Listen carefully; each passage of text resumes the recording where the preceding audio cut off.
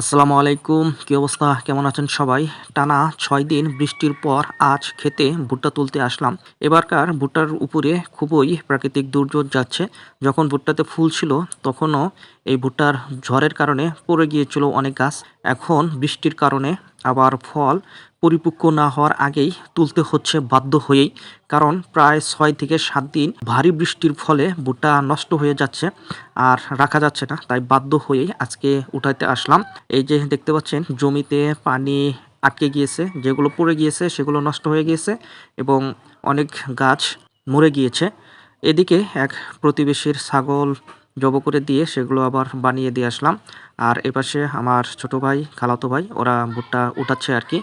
এখানে মোট ২০% জমি চাষ করা হয়েছিল এবং ভুট্টা লাগানো হয়েছিল। আলহামদুলিল্লাহ যা হয়েছে আল্লাহ ভালোই দিয়েছে।